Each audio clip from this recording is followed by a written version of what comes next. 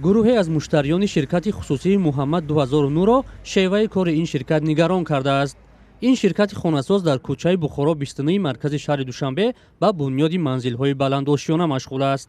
Ай котлован 2015 сол чанд сол шуд задора. Ҳамирӯз омадам ина маҷлис. Омадам мебинам ки дар часпондагиам двайник пайдо шудааст. Охайнам як хонаи мана як каси дига дайнам ду рӯз пеш дара часпонда фруктай дига одам дар дига.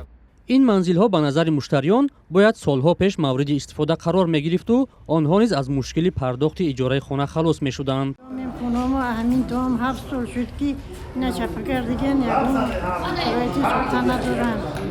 7 сол шуд мо квартира ба квартира аздор кшида гастем. ҳеҷ некина сохтмон кор накардодаст. аки даъво кунем ина чанд бор ҳукумат рафтем ҳукуматам чора намебинад. пеш ки равем намедонем чо кунем. муштариён мегӯянд дар баробари таъхиркорӣ фурӯхтани як хона ба чанд кас онҳоро бештар дар ташвиш гузоштааст. соли 2015 ширкати Муҳаммад 2009 бо мо шартнома баст ки дар он ҷо гуфта шудааст ки ба мо хонаҳоро аз ошёнаҳои 3 ва 4 медиҳанд, аммо феълан мо на хона, на калид ва чизе надорем. маълум шуд ки ин ошёнаҳоро фурӯхта истодаанд.